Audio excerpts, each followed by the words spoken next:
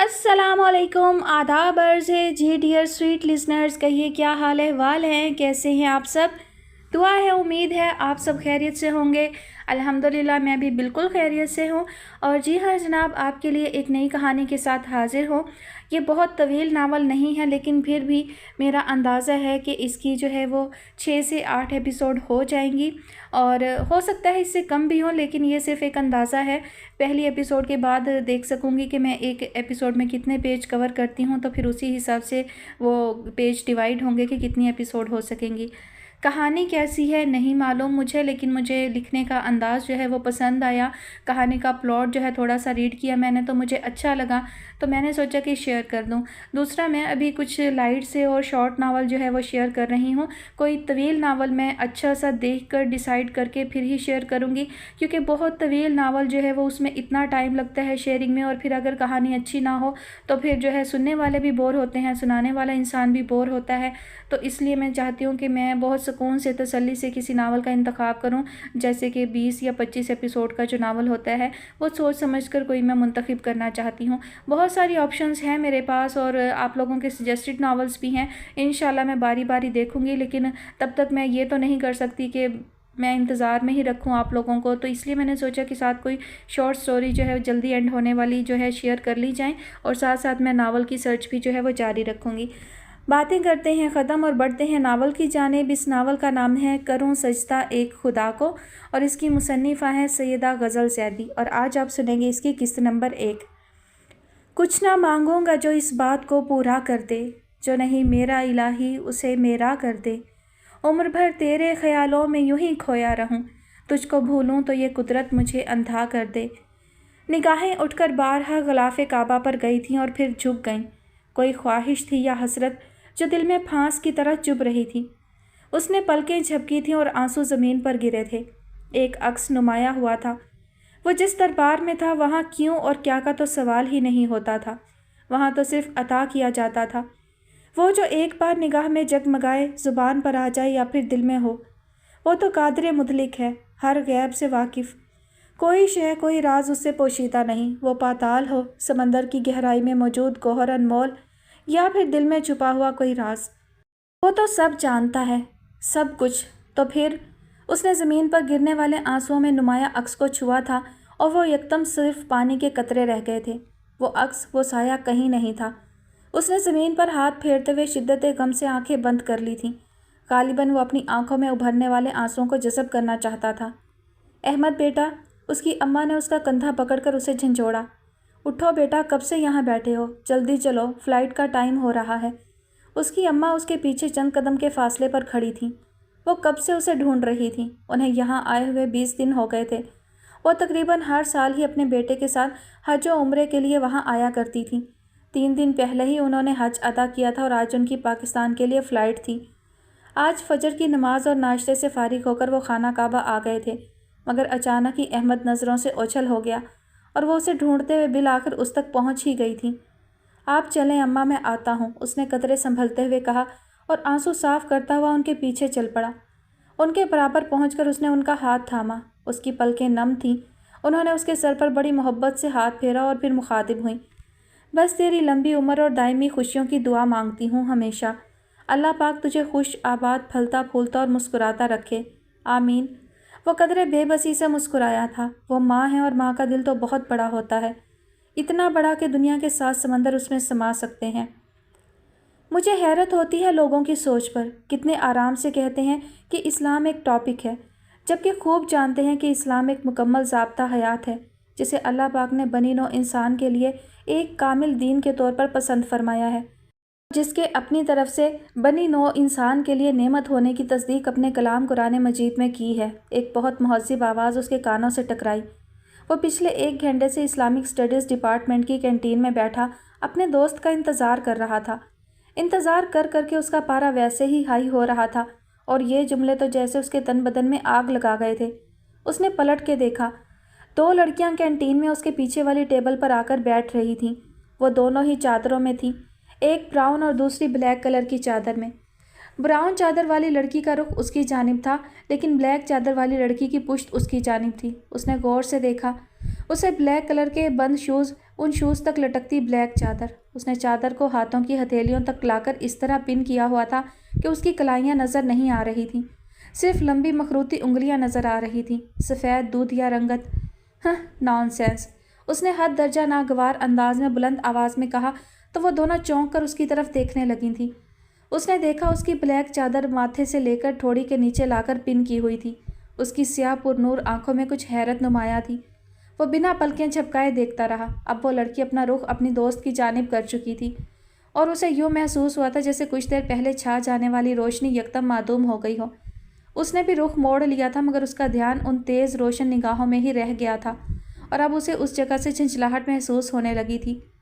तभी उसने कैंटीन के मेन डोर से अदील को दाखिल होते हुए देखा। उसका गुस्से से बुरा हाल हो रहा था। उसने खा जाने वाली नज़रों से अदील को देखा। आई एम सॉरी, उस पर नज़र पड़ते ही अदील ने दरवाजे से ही माजरत करनी शुरू कर दी थी। दफ़ा हो जाओ, जान ने बहुत कुसीले लहजे में कहा। अरे यार क्या करूं, वो मैम मैमूना ने रोक लिया था फाइलिंग करवाने के लिए, उसी में मसरूफ़ था, इसीलिए वक्त का ध्यान नहीं रहा, अदील ने माजरत ख्वाहाना अंदाज में कहा और सामने रखी कुर्सी पर बैठ गया।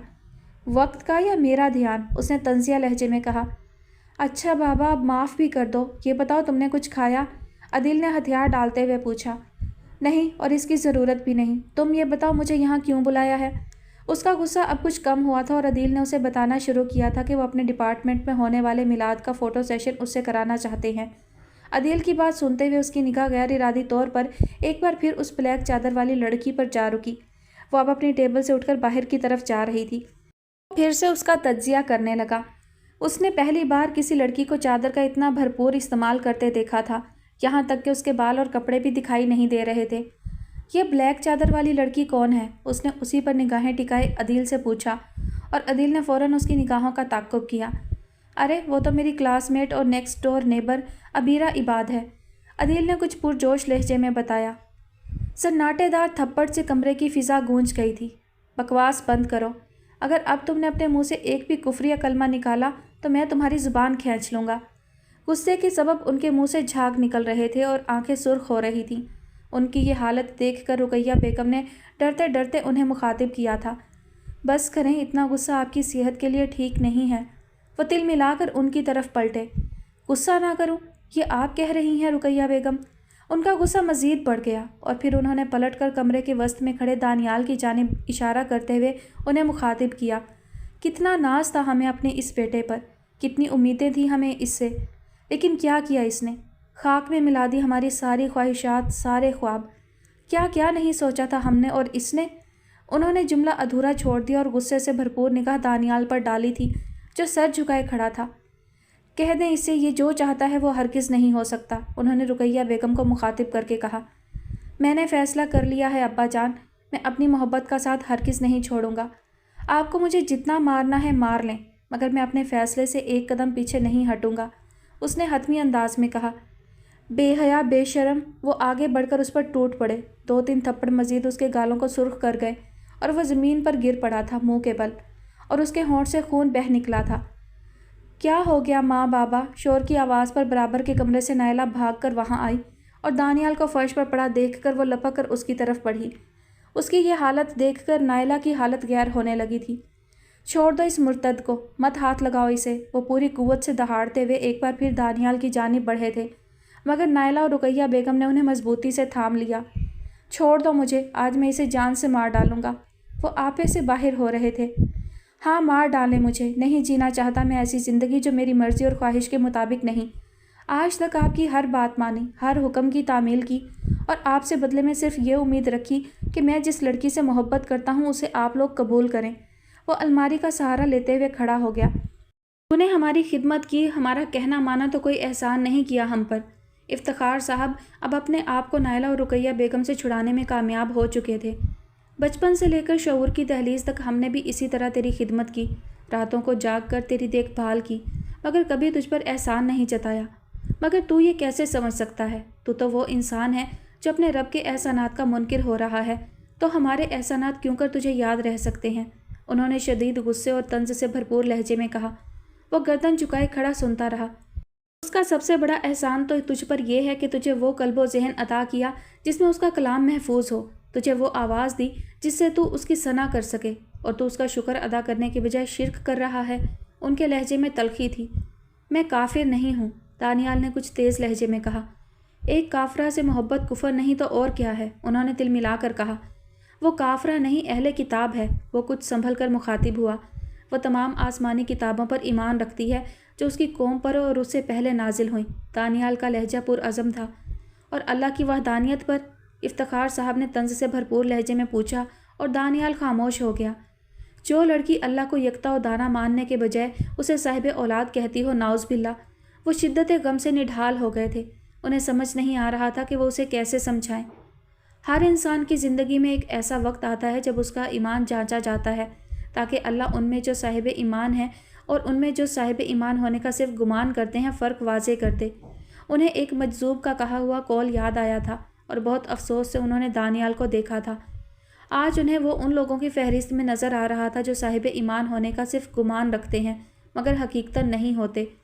वो आज उसे उन लोगों की फहरिस्त में देख रहे थे जिनका अमल उनके दिलों में नफाक का सबब बनता है और वह नफाक उन्हें उन लोगों में शामिल कर देता है, यानी वो लोग जो हक बात को ना सुन सकते हैं, ना देख सकते हैं और ना समझ सकते हैं। सोच के इस बेरब्त सिलसिले ने इफ्तिखार साहब की हिम्मत तोड़ दी थी और वह ज़मीन पर बैठते चले गए थे। उनका यूं गिरता देखकर नायला और रुकैया बेगम की चीखें निकल गई थीं। उनकी चीखों पर दानियाल ने हड़बड़ाकर सर उठाया और भागकर उनकी जानिब आया था। नहीं, मेरे करीब मत आना।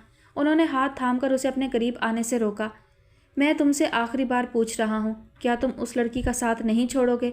उनका लहजा हद दर्जा मायूस था। नहीं, वो नफ़ी में सर हिलाता हुआ पीछे हट गया था। ठीक है, जैसा तुम चाहो। वो हिम्मत करके उठ खड़े हुए और उसके बराबर से गुजर कर अलमारी की तरफ बढ़े। वो तीनों ही कुछ ना समझने वाले अंदाज में उन्हें देख रहे थे और जब वो वापस पलटे तो उनके हाथ में कुछ दस्तावेज़ात थीं। तुमने तो बेटे होने का फ़र्ज़ नहीं निभाया दानियाल, मगर मैं अपने बाप होने का फ़र्ज़ ज़रूर निभाऊंगा ताकि रोज़े महशर तुम मेरा गिरेबान ना थाम सको। उन्होंने बहुत बुझे बुझे लहजे में कहा।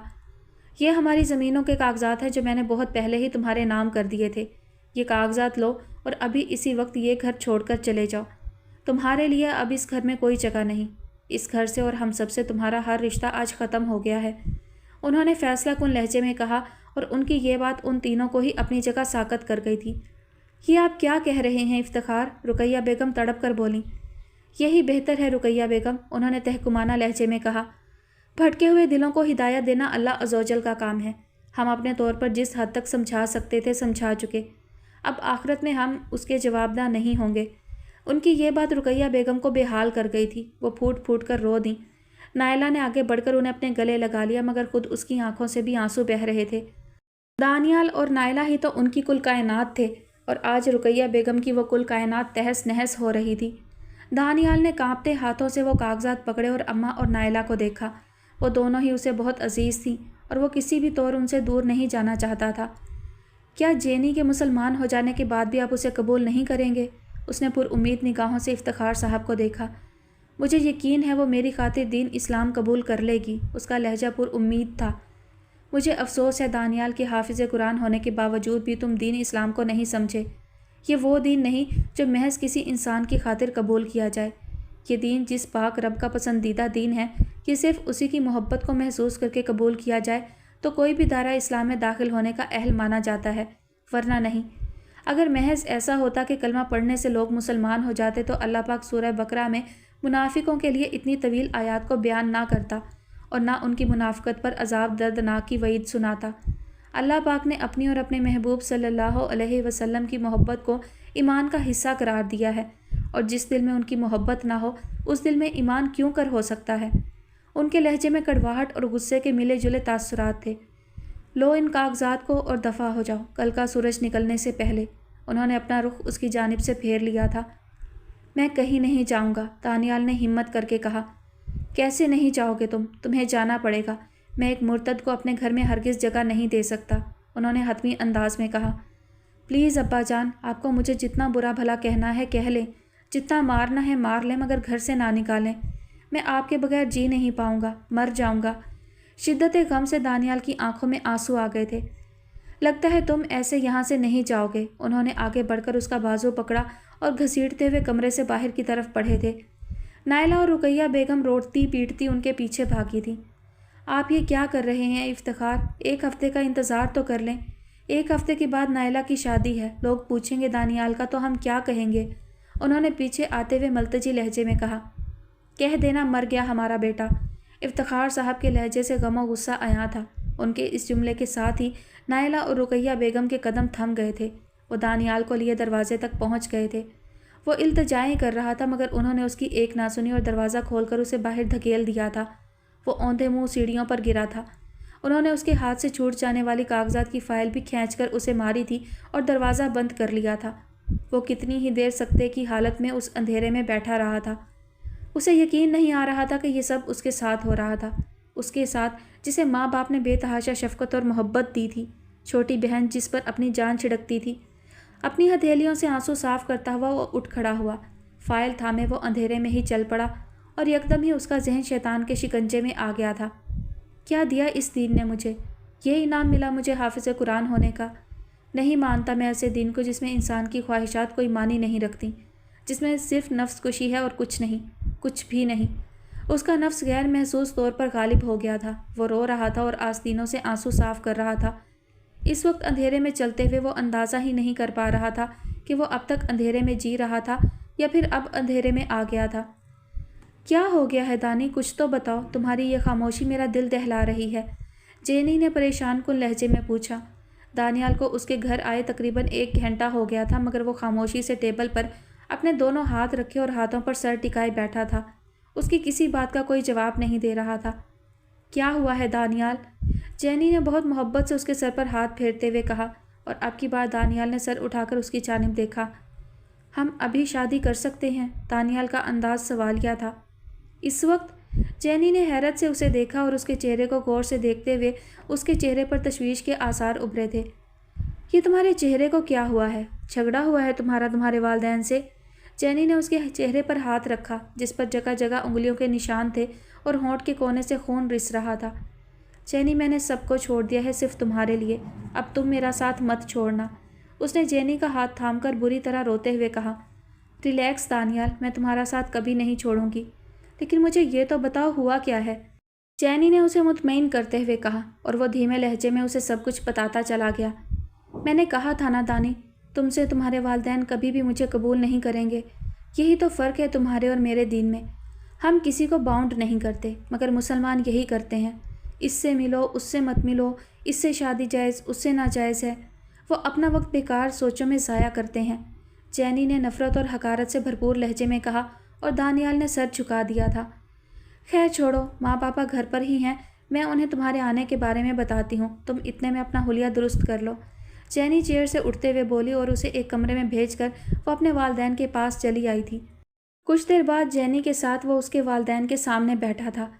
ڈیئر سن، جینی نے ہمیں تمہارے بارے میں سب کچھ بتایا ہے۔ بہت افسوس ہوا تمہارے پیرنٹس کے رویے کے بارے میں جان کر، انہیں ایسا نہیں کرنا چاہیے تھا، لیکن اب کیا کیا جا سکتا ہے جب کوئی سمجھنا ہی نہ چاہے۔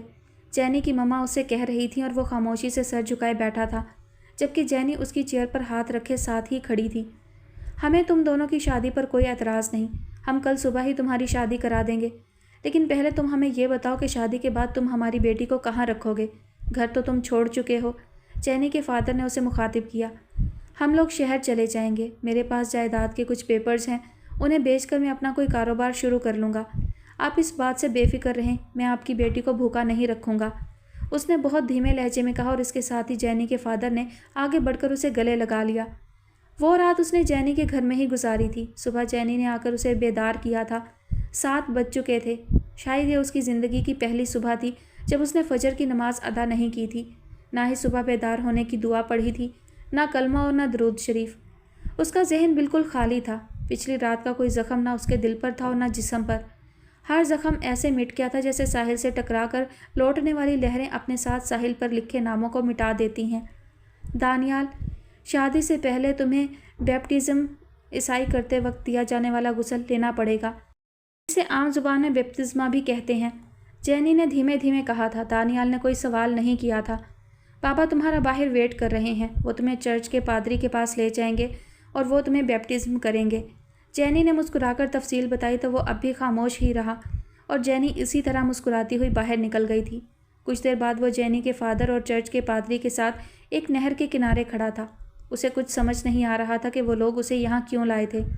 مائی ڈیئر سن، چرچ کے پادری نے اسے مخاطب کیا، آج تم ایک بہت بڑا کام کرنے جا رہے ہو۔ یہ ایک بہت پاک غسل ہے۔ اس کا مقصد اپنے آپ کو گناہوں کی گندگی سے پاک کرنا اور جیسس کرائسٹ کو دل سے تسلیم کرنا کہ بے شک وہ خداوند خدا ہیں اور وہ خدا کے بیٹے ہیں۔ پادری نے بہت تقدس کے ساتھ ان جملوں کو ادا کیا تھا، مگر اس کے یہ جملے دانیال کو دہلا گئے تھے۔ جسے وہ کل تک شرک کہتا تھا، آج وہ اسے قبول کرے گا۔ بہت بڑی حقیقت اس کے سامنے تھی، مگر وہ خاموش ہو گیا۔ نہر سے نکلنے کے بعد پادری نے اس کے گلے میں سلیب باندھی اور کہا تھا، آج تم ہمارے مذہب میں داخل ہو گئے ہو۔ آج سے تمہارا نام ڈینی ہے۔ پادری کا لہجہ مسرت سے بھرپور تھا۔ جینی کے فادر نے خوشی سے اسے گلے لگا لیا تھا۔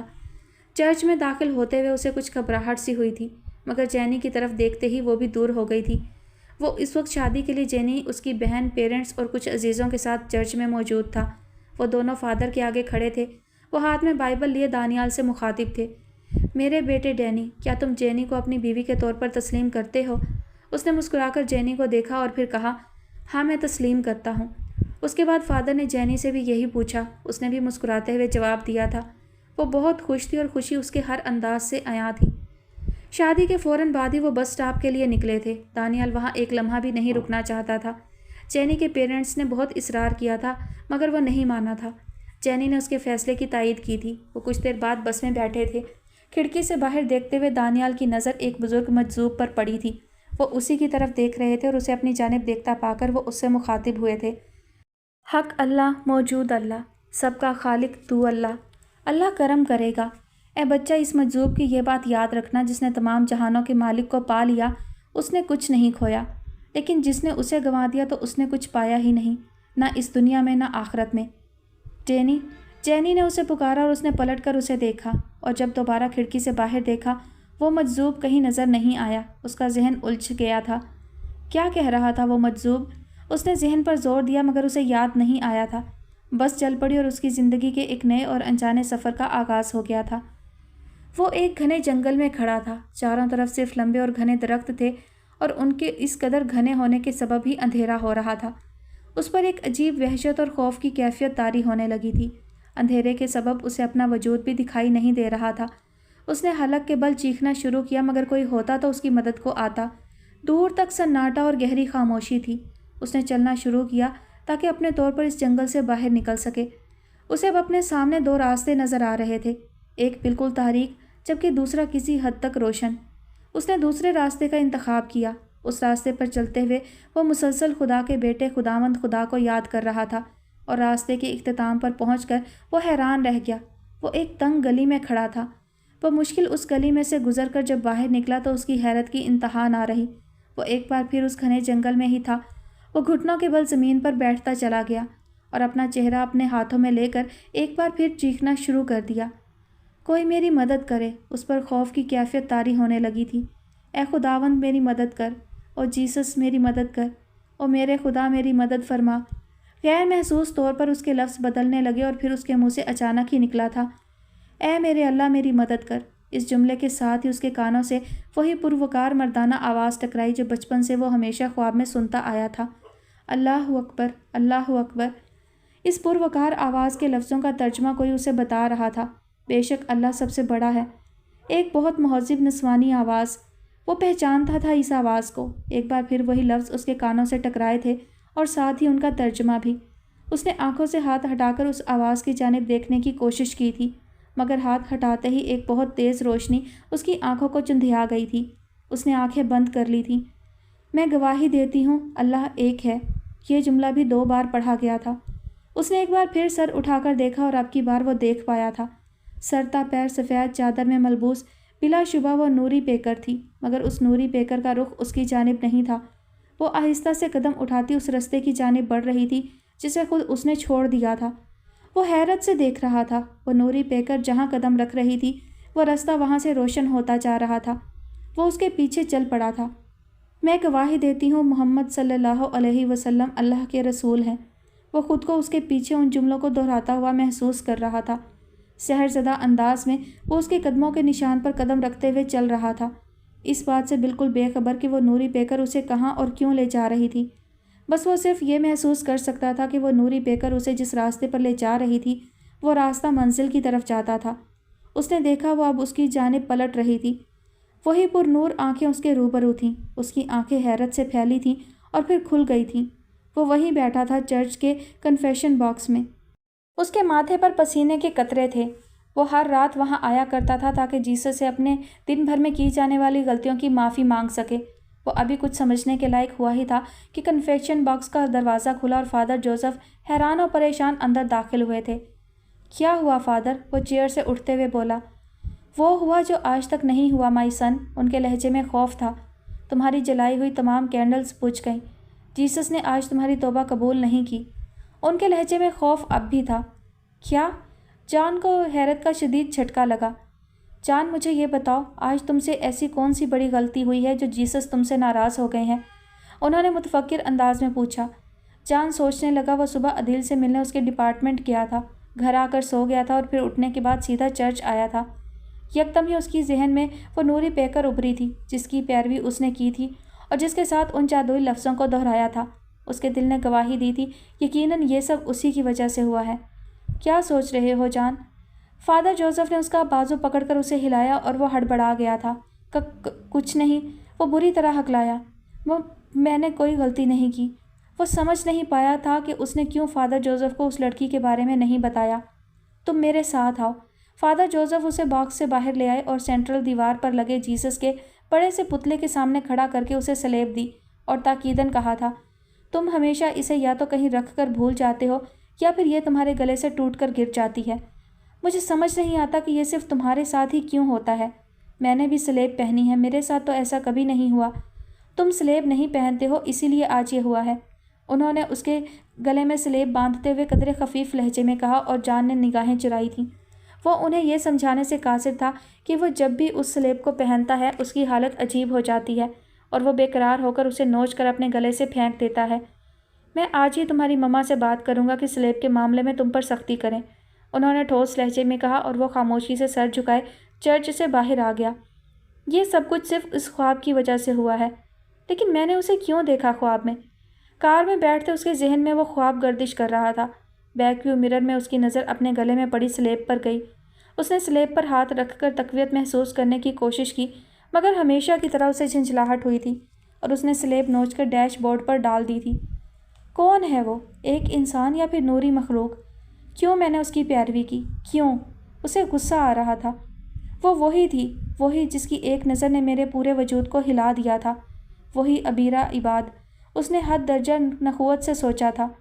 وہ لڑکی جس کے نام کے سوا وہ اس کے بارے میں کچھ نہیں جانتا تھا، وہ چند لمحوں کے لیے آئی اور اس کی سالوں کی ریاضتوں کو برباد کر گئی تھی۔ اس نے غصے سے اسٹیئرنگ پر ہاتھ مارا تھا۔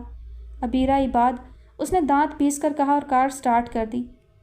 میرے سجدوں میں کہیں ملاوٹ نہیں ہے میرے مالک، میں نے جب بھی سر جھکایا ہے پورے اخلاص کے ساتھ صرف تیری ہی عبادت کی ہے، تیری محبت اور عبادت میں کبھی کسی کو شریک نہیں ٹھہرایا۔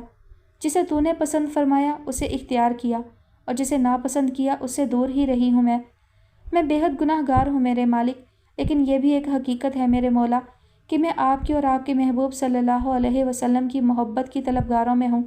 میں ان لوگوں میں شامل ہونا چاہتی ہوں اللہ پاک جو آپ کے نزدیک صالح اور متقی ہیں۔ میں ان میں سے ایک ہونا چاہتی ہوں جن کی طرف آپ روز محشر متبسم نگاہ ڈالیں گے۔ تقریباً 15 منٹ ہو گئے تھے اسے سجدہ میں دعا مانگتے۔ اس کی آنکھوں سے آنسو بہہ رہے تھے اور سجدے کی جگہ گیلی ہو رہی تھی۔ آپا، آپا، پھولی سانس کے ساتھ آلی اس کے کمرے میں داخل ہوئی تھی۔ عبیرہ نے سجدہ سے سر اٹھا کر گھور کر دیکھا اور آلی کی دھڑکنیں تھم گئی تھیں خوف کے سبب۔ کتنی بار کہا ہے اس طرح پاگلوں کی طرح بھاگتی ہوئی نہ آیا کرو، زمین پر رحم کھاؤ تاکہ وہ اپنے رب کے حکم سے تم پر رحم کرے، عبیرہ نے جائے نماز طے کرتے ہوئے کہا۔ احمد بھائی آئے ہیں، آلی نے زمانی انداز میں کہا۔ کیا؟ وہ بری طرح ہکلائی۔ کیوں آئے ہیں؟ عبیرہ نے بمشکل اپنا جملہ مکمل کیا۔ آپ خود ہی پوچھ لیں، آلی نے حد درجہ بے فکری سے کہا۔ تمہارا دماغ خراب ہو گیا ہے، عبیرہ کا لہجہ ڈپٹنے والا تھا۔ تبھی اس نے دروازے پر احمد کو کھڑا دیکھا، بلیک کلر کی ڈریس پینٹ اور اس پر قدرے شوخ کلر کی شرٹ۔ میں اندر آ سکتا ہوں؟ اس نے عبیرہ سے اجازت مانگی اور عبیرہ نے اس سے نگاہیں چرائی تھیں۔ اس کا دل بہت تیز دھڑک رہا تھا۔ منگنی کے بعد وہ پہلی بار اس کے روبرو کھڑا تھا۔ عبیرہ کے خاموش رہنے پر آلی مخاطب ہوئی تھی۔ احمد بھائی، آپ کو تو اب کسی اجازت کی ضرورت نہیں ہے، اب تو آپ کو پکا سرٹیفکیٹ مل گیا ہے۔ کیوں آپا؟ علی نے بہت شوق لہجے میں کہا تو وہ مسکراتا ہوا اندر داخل ہو گیا۔ علی بیٹا، آپ میرے لیے 1 کپ چائے بنا لائیں۔ اس نے علی کو مخاطب کیا اور وہ مسکراتی ہوئی باہر نکل گئی۔ اب وہ عبیرہ کی جانب متوجہ تھا۔ سفید چادر نماز کے انداز میں باندھے وہ زمین پر نگاہیں جمائے کھڑی تھی۔ آپ کو یہاں نہیں آنا چاہیے تھا، اماں اور بابا دونوں ہی گھر پر نہیں ہیں۔ اس کے لہجے میں گھبراہٹ نمایاں تھی۔ یہ ٹھیک نہیں ہے عبیرہ، 1 سال پہلے منگنی کے بعد جب میں اسپیشلائزیشن کے لیے امریکہ گیا تھا تب بھی آپ سے ملنے کی خواہش کے لیے ہی چلا گیا تھا، اور اب واپس آیا ہوں تو بھی آپ میرا حال دریافت کرنے کے بجائے مجھے واپس جانے کا کہہ رہی ہیں۔ آپ نے مجھے تکلیف دی ہے۔ احمد نے ناراضی کا اظہار کیا۔ میرا وہ مطلب نہیں تھا۔ اس نے اب پہلی بار اس کی جانب نگاہیں اٹھا کر دیکھا۔ مجھے معاف کر دیں۔ عبیرہ کے لہجے میں شرمندگی تھی۔ آپ بیٹھیں پلیز۔ عبیرہ نے چیئر کی جانب اشارہ کیا۔ وہ کمرے کا جائزہ لیتے ہوئے بیٹھ گیا۔ کمرے میں فرنیچر کے نام پر صرف ایک چیئر تھی۔ جائے نماز رکھنے کا ایک ریک تھا جو سامنے والی دیوار پر لگا ہوا تھا۔ کچھ فلور کشنز تھے جو کھڑکی کے ساتھ رکھے ایک فرشی بیڈ پر بہت سلیقے سے رکھے تھے۔ وہ خود بیڈ پر بیٹھ گئی تھی۔ اس کی نگاہیں اب بھی زمین پر ٹکی تھیں۔ وہ مسکرا دیا۔ مجھے دیکھنے سے آپ کو گناہ نہیں ملے گا عبیرہ۔ اس جملے پر عبیرہ نے نگاہیں اٹھائی مگر حیا کے سبب وہ دوبارہ جھک گئی۔ اگلے مہینے ہماری شادی ہے، آپ کو پتہ ہے نا عبیرہ؟ عبیرہ نے اس بات میں سر ہلایا۔ اسی لیے میں آپ سے کچھ ضروری باتیں کرنے آیا ہوں۔ آپ جانتی ہیں عبیرہ، میں ایک براڈ مائنڈڈ لڑکا ہوں اور میرا سرکل ایک ڈاکٹر کی حیثیت سے بہت بڑا ہے۔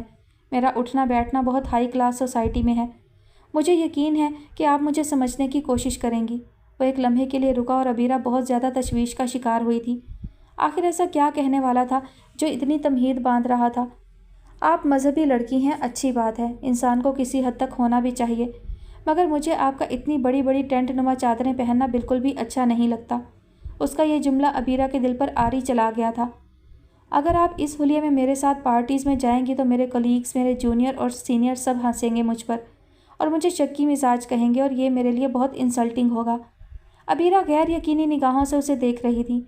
امریکہ جانے سے پہلے تک تو اسی عبیرہ کا چادر پہننا اچھا لگتا تھا اور آج وہ اپنی ہی بات سے پھر گیا تھا۔ مجھے پتہ ہے کہ آپ کو یہ سمجھنے میں کچھ وقت لگے گا، مگر امریکہ جانے کے بعد سب کچھ ٹھیک ہو جائے گا۔ میں نے وہیں سیٹل ہونے کا ارادہ کیا ہے۔ عبیرہ دیکھ سکتی تھی اس کی ہر بات میں صرف میں تھا۔ اسے خود سے غرض سے اور کسی کے جذبوں کی کوئی پرواہ نہیں تھی۔ ماحول بدلنے سے دل نہیں بدل جاتے۔ میرا دل صرف ایک اللہ اور اس کے محبوب صلی اللہ علیہ وآلہ وسلم کی محبت میں دھڑکتا ہے۔ میں دنیا کے کسی کونے میں بھی چلی جاؤں، رہوں گی میں انہی کی تابع فرمان، عبیرہ نے حتمی لہجے میں کہا اور اٹھ کر کمرے سے باہر نکل گئی تھی۔ اس کا یہ رویہ احمد کو بہت برا لگا تھا۔ پورے کمرے میں معطر فضا تھی۔ میرون کلر کا بہت فائن ڈیزائن کا کارپٹ بچھا تھا۔ دیواروں پر جا بجا خانہ کعبہ اور مسجد نبوی کی تصویریں آویزاں تھیں۔ دیواروں کے ساتھ لکڑی کے شیلف رکھے تھے جن میں مختلف دینی کتابیں اور قرآن پاک کی تفاسیر رکھی تھیں۔ وہ گلاس ٹیبل کے دوسری طرف بیٹھی تھی۔ اس کے سامنے بڑی سی کرسی پر ایک بہت معزز شخصیت پروفیسر خالد عباسی بیٹھے تھے۔ ان کی عمر 70 کے لگ بھگ تھی۔ ان کے چہرے پر بہت نور تھا۔ اس کے برابر والی کرسی پر اس کی دوست بیٹھی تھی۔ پروفیسر صاحب نے ایک بارگی ان دونوں کو دیکھا اور پھر ہاتھ سینے پر باندھتے ہوئے اسے کہا، پڑھو لا الہ الا اللہ۔ اس نے نمناک پلکوں اور بھیگے لہجے میں پڑھا، وہ جو اللہ کی وحدانیت پر مبنی تھا۔ محمد الرسول اللہ۔ انہوں نے جملہ مکمل کیا۔ اس نے لڑکھڑاتی زبان سے مکمل کیا اور اپنے ہاتھ چہرے پر رکھ کر بے تحاشا روئی تھی۔ وہ جانتی تھی اب وہ دائرہ اسلام میں داخل ہو چکی ہے۔ اب وہ ہر تنگ نظری اور بدظنی سے محفوظ ہو گئی ہے۔ اب وہ اس دین کا حصہ بن گئی ہے جو امن و سلامتی اور کاملیت کا مرکز ہے۔ اس نے چہرے سے ہاتھ ہٹا کر آنسو صاف کیے۔ اب اس کے چہرے پر پرسکون مسکراہٹ ابھری تھی۔ اس نے نم پلکوں اور مشکور نگاہوں سے پہلے اپنی دوست اور پھر پروفیسر صاحب کو دیکھا۔ وہ دونوں بھی اسے دیکھ کر مسکرا دیے تھے۔ آدمی آدمی سے ملتا ہے، دل مگر کم کسی سے ملتا ہے۔ ایک بہت خوبصورت آواز پورے ماحول کو اپنے سحر میں لیے ہوئے تھی۔ وہ کچھ دیر پہلے ہی وہاں پہنچا تھا۔ ایک عرصے کے بعد وہ غزل کی کسی محفل میں شرکت کر رہا تھا۔ Black 3 piece with white shirt. گول میز کے گرد لگی چیئرز میں سے ایک پر وہ بیٹھا تھا۔ اس کے ساتھ کی دونوں چیئرز خالی تھیں۔ ٹیبل کی دوسری طرف اس کے کچھ کولیگز اور ورکرز بیٹھے تھے۔ سبھی لوگ محو گفتگو تھے، مگر وہ ہمیشہ کی طرح اپنی خاموش طبع کے سبب آج بھی منظور نظر تھا۔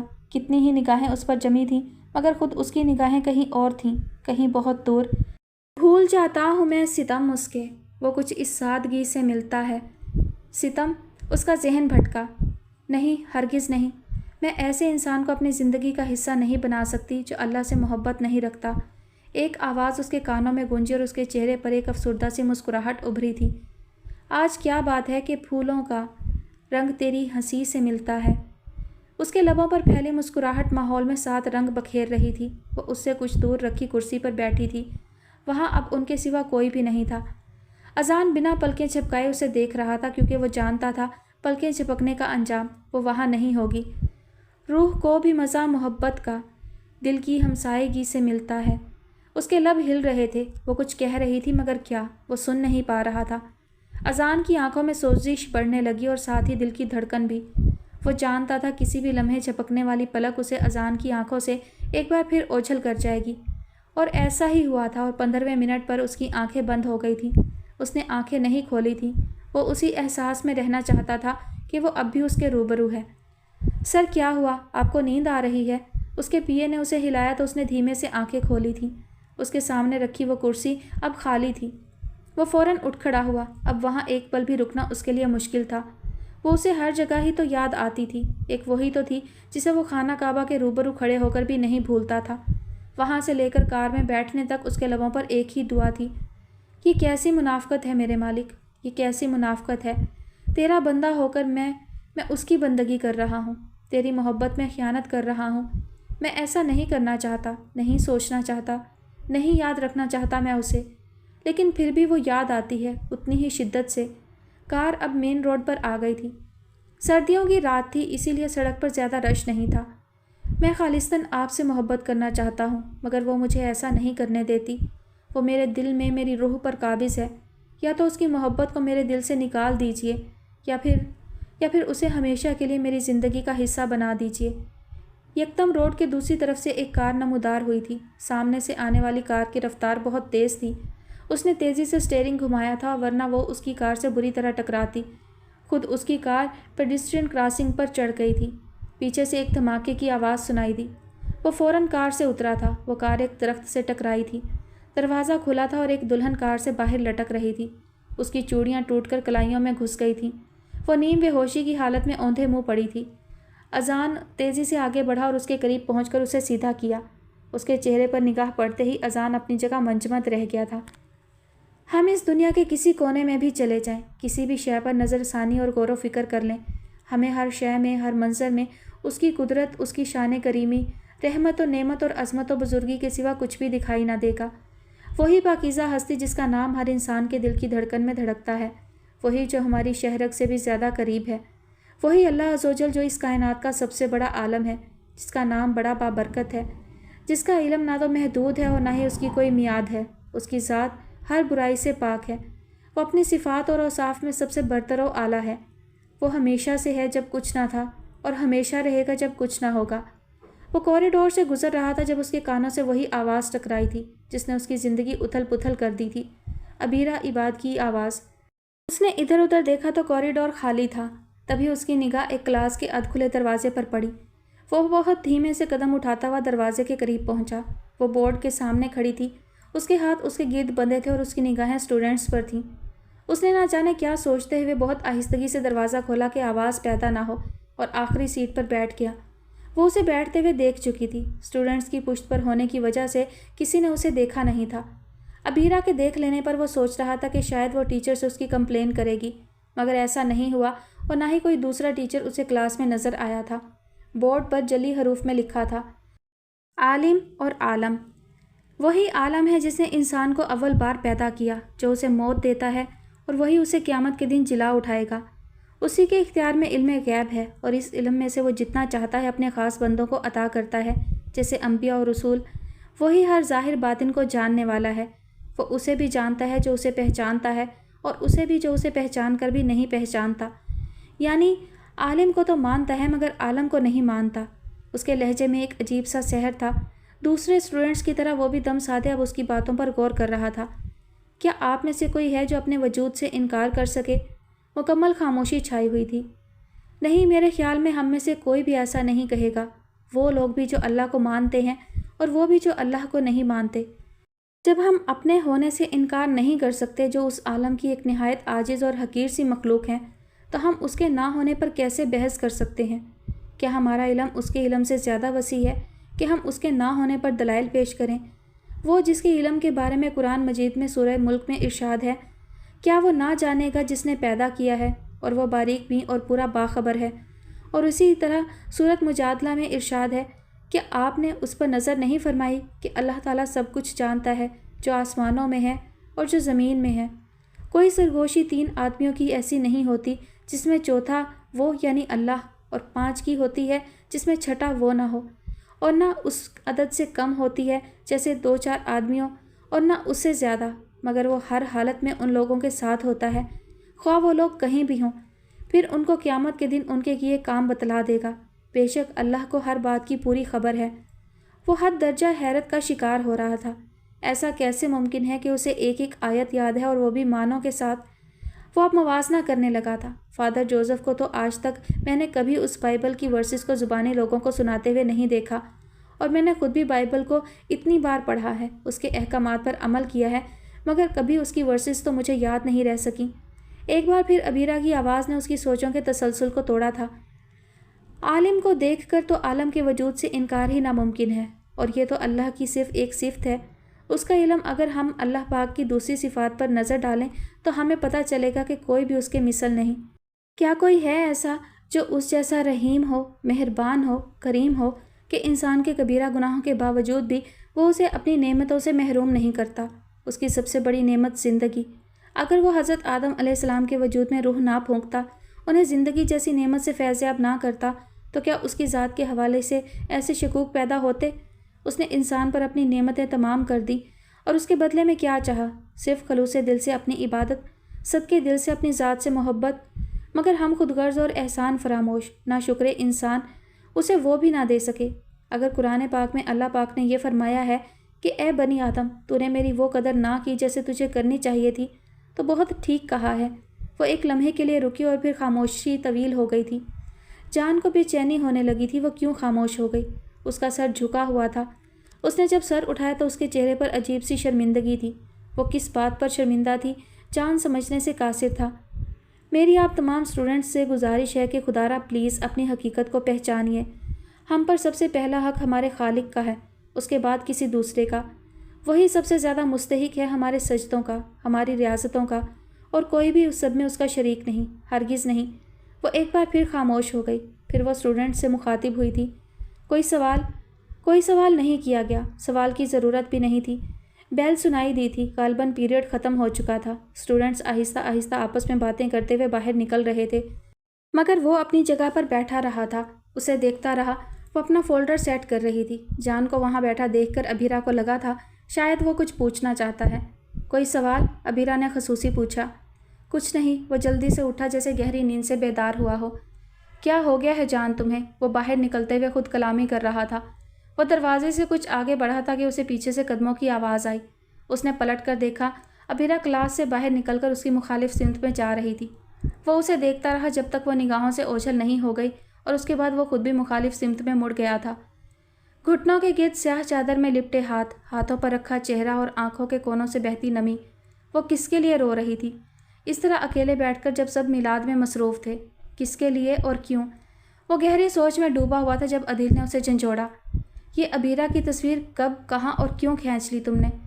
عدیل نے تصویر اس کی جانب بڑھاتے ہوئے غصے سے پوچھا تھا۔ وہ دونوں اس وقت میک ڈونلڈ میں موجود تھے۔ صبح عدیل کے ڈپارٹمنٹ میں میلاد تھا، اور میلاد میں کھینچی جانے والی تصاویر جان عدیل کو دکھانے کے لیے لایا تھا، جنہیں وہ اپنے ڈپارٹمنٹ سے شائع ہونے والے ماہانہ میگزین میں شائع کرنے والا تھا۔ عدیل ان تصاویر کو دیکھ کر ان پر تبصرے کر رہا تھا کہ اچانک ان تصاویر میں سے ابیرہ کی تصویر نکل آئی تھی۔ جان نے حیرت بھرے لہجے میں تصویر پکڑتے ہوئے کہا، یہ کیسے ممکن ہے؟ جان نے دیکھا تھا تصویر اسی جگہ کی تھی جہاں اس نے ابیرہ کو اکیلے بیٹھے روتا دیکھا تھا۔ یہ ممکن ہے یا نہیں یہ تمہیں پتہ ہونا چاہیے، کیونکہ تصویریں تم کھینچ رہے تھے، میں نہیں، جان نے پرسوچ لہجے میں کہا، اور عدیل نے گھور کر اسے دیکھا۔ میں اتنی دیر سے اور کیا بکواس کر رہا ہوں کہ تمہیں ڈپارٹمنٹ کے اوپر والے پورشن میں بھیجا تھا گیلری کی طرف کہ وہاں سے سٹیج کی ایک مین تصویر بھی بنا لو، مگر تم نے نہیں بنائی۔ عدیل کا پارا ہائی ہو گیا تھا۔ جان نے غور سے تصویر کو دیکھتے ہوئے مسکرانا شروع کیا، اور پھر وہ مسکراہٹ ایک بلند و بانگ کہکہے میں تبدیل ہو گئی تھی۔ عدیل نے گھور کر اسے دیکھا۔ سوری یار، وہ دراصل میں تصویر کھینچ نہیں گیا تھا، اور کھینچی بھی تھی، مگر وہ اسٹیج کے بجائے ابیرہ کی کھینچ گئی۔ جان نے ہنسی پر قابو پاتے ہوئے کہا، جسٹ شٹ اپ، بہت اچھی حرکت کی ہے نا جو ہنس رہے ہو۔ اب وجہ بھی بتا دو کہ کیوں کیا تم نے ایسا؟ عدیل نے خفا ہوتے ہوئے پوچھا۔ کیوں کیا میں نے یہ؟ جان کا اپنا انداز سوالیہ تھا۔ مجھے تو یہ بھی نہیں پتا کہ میں نے یہ کب کیا۔ جان کو اپنی وہ محویت یاد آئی جب وہ ابیرہ کو دیکھ رہا تھا، اور تب تک دیکھتا رہا تھا جب تک اس نے آنکھیں نہیں کھول دی تھیں اور وہاں سے اٹھ کر نہیں چلی گئی تھی۔ کیا تم پاگل ہو گئے ہو؟ عدیل نے تصویر اس کے ہاتھ سے کھینچ لی۔ تمہیں پتہ بھی ہے جو تم کہہ رہے ہو اس کا مطلب کیا ہے؟ عدیل نے اسے مشکوک نگاہوں سے دیکھا۔ نہیں، مجھے نہیں پتا عدیل، مجھے کچھ بھی نہیں پتا۔ میں اپنی ہر بات، ہر احساس کو سمجھنے سے قاصر ہوں۔ مجھے نہیں سمجھ آتا کہ کیوں مجھے اس میں ایک عجیب سی کشش محسوس ہوتی ہے۔ کیوں جب میں اسے دیکھتا ہوں تو مجھے کچھ اور دکھائی نہیں دیتا۔ اسے سنتا ہوں تو صرف اسی کو سننا چاہتا ہوں، اور اسے سوچتا ہوں تو کچھ اور سوچنے کے لائق نہیں رہتا۔ عدیل کو اس کی باتیں بالکل پاگل پن لگ رہی تھیں۔ تمہیں پتہ ہے عدیل، جب میں نے اسے پہلی بار دیکھا تھا، اس کی وہ پرنور نگاہیں میرے وجود میں اتر گئیں۔ آج تک میری زندگی کا سب سے بڑا المیہ یہ تھا کہ ایک مشہور راہب کا بیٹا ہونے کے باوجود میں خواب میں تم مسلمانوں کی اذان سنتا ہوں، اور اب وہ ایک مسلمان لڑکی، وہ ہر رات مجھے خواب میں نظر آتی ہے۔ وہ مجھے روشنیوں سے بھرے ایک راستے پر لے جاتی ہے، اور میں کسی زر خرید غلام کی مانند اس کی پیروی کرتا جاتا ہوں، اندھیروں سے نکل کر روشنیوں کی طرف چلتا جاتا ہوں۔ میں کیوں کرتا ہوں ایسا میں نہیں جانتا، کیوں میں اسے اپنے حواسوں پر سوار ہونے سے نہیں روک پاتا۔ میں نہیں جانتا عدیل، میں نہیں جانتا۔ جان نے ہار ماننے والے انداز میں کہتے ہوئے اپنا سر ٹیبل پر رکھ دیا، اور عدیل حیرت سے اسے دیکھتا رہا۔ کیا یہ وہی جان تھا جو مسلمانوں سے خار کھاتا تھا، جسے پکے مسلمان ایک آنکھ نہیں بھاتے تھے؟ وہ جان ویراج چوہان آج ایک مسلمان لڑکی سے محبت کر بیٹھا تھا، اور شاید اس بات سے بالکل بے خبر تھا۔ عدیل کی نگاہوں میں خوف کے سائے لہرا رہے تھے۔ جان اس کا عزیز دوست تھا، اور وہ اپنے دوست کو کبھی ہارتے ہوئے نہیں دیکھنا چاہتا تھا، مگر وہ جانتا تھا کہ جان یہ بازی روز اول ہی ہار چکا ہے۔ احمد کی ماں نے کہا ہے کہ شادی کے بعد تمہیں اپنا رنگ ڈھنگ بدلنا پڑے گا، کیونکہ یہ احمد کی خواہش ہے۔ وہ دونوں اس وقت کچن میں کھڑی تھیں اور رات کے کھانے کی تیاری کر رہی تھیں۔ اماں، آپ نے یہ بات سن کیسے لی؟ کیا تبدیلی لاؤں میں اس انسان کے لیے اپنے اندر، اور کیوں لاؤں؟ میں جیسی ہوں وہ مجھے ویسے ہی اپنانے کے لیے تیار ہے تو ٹھیک ہے، ورنہ آپ یہ رشتہ ختم کر دیں۔ اس نے اٹک کر یہ جملہ مکمل کیا۔ دماغ خراب ہو گیا ہے تمہارا؟ رشتہ توڑنے کا مطلب سمجھتی ہو؟ کتنی بدنامی ہوگی ہماری، کتنی باتیں بنیں گی تمہارے بارے میں، کچھ اندازہ بھی ہے تمہیں اس بات کا؟ انہوں نے ابیرہ کو سمجھانے کی کوشش کی۔ کوئی فرق نہیں پڑتا مجھے اماں، لوگوں کی عادت ہے، 2-4 دن باتیں کریں گے اور پھر بھول جائیں گے۔ ابیرہ کے انداز میں بے فکری تھی۔ مجھے لگ رہا ہے کہ آج تم واقعی ہوش میں نہیں ہو۔ خیر جو بھی ہو، شادی کے بعد تو تمہیں وہی کرنا پڑے گا جو احمد چاہے گا، کیونکہ وہ تمہارا مجازی خدا ہوگا۔ ان کا لہجہ حتمی تھا۔ ابیرہ نے بے بس نگاہوں سے انہیں دیکھا۔ اس سے پہلے کہ وہ مزید کچھ کہتی، گھر کے داخلی دروازے سے عباد صاحب داخل ہوئے اور بلند آواز میں سلام کیا تھا۔ یہ ان کی عادت تھی، وہ جب بھی نماز پڑھ کر گھر آتے تو سلام کیا کرتے تھے۔ وہ محلے کی چند معزز شخصیات میں سے ایک تھے، اور ایک سرکاری اسکول میں بطور قاری اور اسلامیات کے ٹیچر تھے۔ گھر کا خرچ پورا کرنے کے لیے ابیرہ بھی ٹیوشن پڑھاتی تھی، اور اس کی اماں سلائی کیا کرتی تھیں۔ ابیرہ کی اماں ذرا ادھر تو آئیں، انہوں نے صحن میں لگے درخت کے نیچے رکھے تخت پر بیٹھتے ہوئے کہا، اور وہ فوراً ہی کچن سے نکل کر ان کے پاس آ بیٹھی تھیں۔ آغا صاحب ملے تھے۔ وہ کہہ رہے تھے کہ اگلے ہفتے ابیرہ اور احمد کا نکاح کر دیں تاکہ ابیرہ کا امریکہ کے لیے ویزا بن سکے۔ رخصتی اگلے مہینے ہی کر دیں گے، تو میں نے ہاں کر دی ہے۔ اب آپ لوگ تیاری کر لیجئے گا، اگلے جمعہ عصر کے بعد نکاح ہے۔ اس بات نے جہاں ابیرہ کی اماں کو بہت خوش کر دیا تھا، وہیں ابیرہ کو بہت مایوس کر دیا تھا۔ مایوسی کو کفر ماننے والی لڑکی آج غیر ارادی طور پر کفر کر بیٹھی تھی۔ جی تو ڈیئر لسنرز، آج کے ایپیسوڈ کا اختتام ہوتا ہے یہیں پر، اور اس ناول کی کم از کم جو ہے وہ 6 ایپیسوڈ ہوں گی، یا زیادہ سے زیادہ 7 ہو جائیں گی، اس سے زیادہ طویل یہ نہیں ہوگا۔ انشاءاللہ جلد نیکسٹ ایپیسوڈ کے ساتھ ملتے ہیں۔ تب تک اپنا ڈھیر سارا خیال رکھیے گا، مجھے اپنی دعاؤں میں یاد رکھیے گا۔ اللہ حافظ۔